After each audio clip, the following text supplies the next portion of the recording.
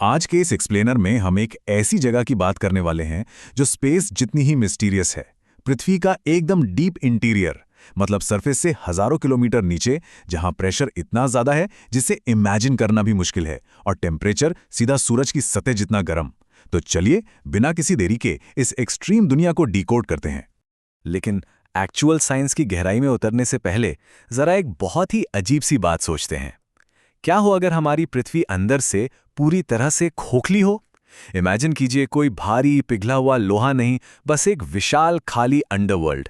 सुनने में एकदम किसी फैंटेसी मूवी या साइफाई जैसा लगता है ना? लेकिन मजेदार बात यह है कि एंशिएंट कल्चर्स और यहां तक के कुछ अर्ली साइंटिस्ट्स ने लिटरली ऐसा ही माना था। अगर हम इस हॉलो अर्थ थ्योरी की हिस्ट्री देखें ना, तो वो बहुत ही क्रेजी है। एंशिएंट टाइम्स में तो ग्रीक्स इसे अंडरवर्ल्ड मानते थे। फिर 1692 में फेमस एस्ट्रोनॉमर एडमंड हेली, हाँ वही हैलीज कॉमेट वाले, उन्होंने सजेस्ट किया कि अर्थ के अंदर 500 मील मोटी शेल्स हैं। बात यही खत्म नहीं हुई। 1818 में जॉन क्लीव सिम्स जूनियर ने कहा कि अंदर 4 रहने लायक शेल्स हैं, और 1964 आते आते डॉक्टर रेमंड बर्नार्ड जैसे लोगों ने तो ये तक कह दिया कि यूएफओज असल में इसी खोखले सेंटर से आते हैं। मतलब कुछ भी। खैर, मॉडर्न साइंस ने इस हॉलो अर्थ वाले मिथ को पूरी तरह से बस्ट कर दिया। जब साइंटिस्ट ने सीस्मिक वेव्स यानी भूकंपीय तरंगों के बिहेवियर और अर्थ की ग्रेविटी को एनालाइज किया, तो पिक्चर एकदम क्लियर हो गई। अंदर कोई अंडरग्राउंड दुनिया या एटमॉस्फेयर नहीं है, बल्कि ये बेहद सघन चट्टानों और भारी लिक्विड मेटल से भरी एक ऐसी दुनिया है जहां प्रेशर आपके होश उड़ा सकता है। तो अब जब मिथ्स क्लियर हो गए हैं, तो चलिए फाइनली गहराई में उतरते हैं। ये क्रॉस सेक्शन देखिए, हमारी शांत और जानी पहचानी क्रस्ट से शुरू करके अब हम एक ऐसे सफर पर जा रहे हैं जहां हालात हर किलोमीटर के साथ एक्सट्रीम होते जाएंगे। सरफेस से थोड़ा नीचे जाते ही सबसे पहले हमारा सामना होता है लिथोस्फीयर और एस्थेनोस्फीयर से। इन दोनों का कॉन्ट्रास्ट बहुत इंटरेस्टिंग है। लिथोस्फीयर काफी रिजिड और ठंडा है, लेकिन उसके ठीक नीचे एस्थेनोस्फीयर में भारी प्रेशर और टेम्परेचर की वजह से चट्टानें पिघलने लगती हैं। वो एकदम प्लास्टिक की तरह बिहेव करती हैं। और पता है, यही वो लेयर है जिसकी वजह से हमारी विशाल टेक्टोनिक प्लेट्स खिसकती हैं। यानी इसी लेयर की वजह से महाद्वीप अपनी जगह बदलते हैं। अब क्रस्ट से मेंटल केस ट्रांजिशन में एक बहुत ही खास बाउंड्री आती है, जिसे मोहोरोविसिक डिसकंटिन्यूटी या सिंपली द मोहो कहते हैं। 1909 में डिस्कवर हुई ये बाउंड्री डीप अर्थ का ऑफिशियल गेटवे है। जैसे ही सीस्मिक वेव्स इस बाउंड्री को पार करती हैं, उनकी स्पीड अचानक से बहुत तेज हो जाती है। ये एक क्लियर कट सिग्नल है कि चट्टानों की डेंसिटी एकदम से बढ़ गई है। द मोहो ने पार करके अब हम मेंटल के और गहरे हिस्से में आ गए हैं।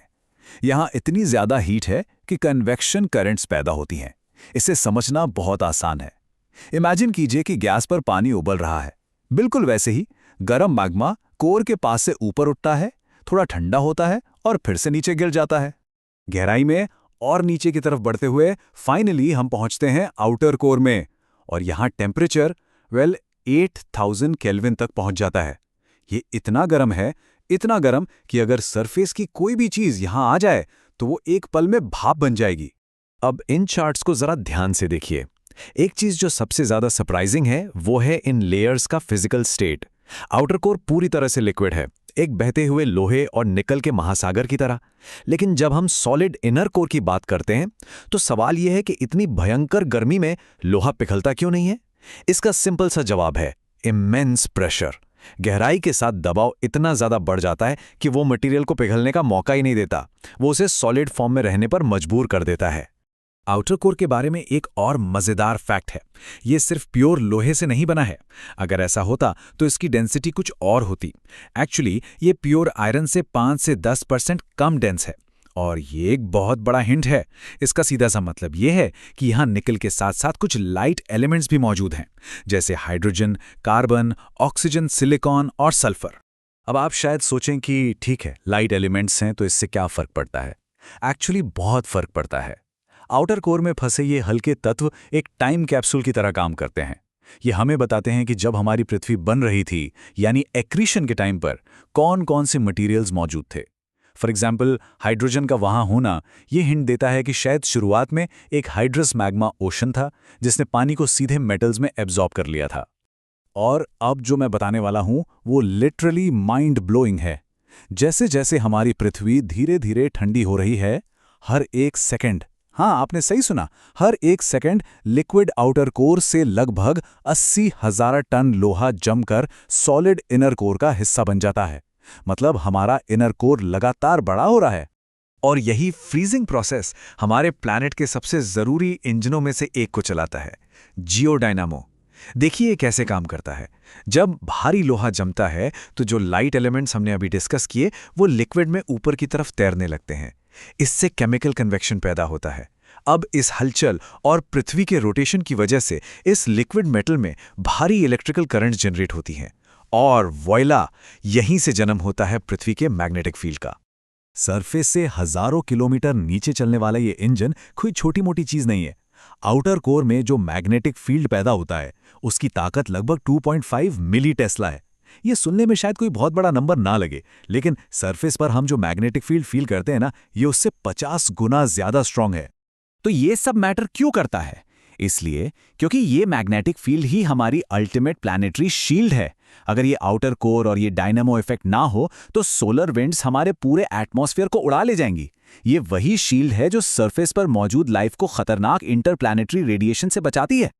तो जरा सोचिए, एक तरफ हम सरफेस पर आराम से जी रहे हैं और दूसरी तरफ हमारे पैरों से हजारों मील नीचे उबलते हुए लिक्विड मेटल का एक हिंसक तूफानी महासागर है जो असल में इस लाइफ को पॉसिबल बना रहा है। हॉलो अर्थ के मिथ से लेके जियोडायनामो की इस रियल साइंस का सफर सच में कमाल है और ये हमें एक बहुत बड़ा सवाल सोचने पर मजबूर कर देता है। इस डीप एक्सट्रीम इंटीरियर में अभी और कितने राज छिपे हैं जिनका हमें कोई अंदाजा नहीं है। आज के एक्सप्लेनर में बस इतना ही। इस सफर में साथ जुड़ने के लिए बहुत बहुत शुक्रिया।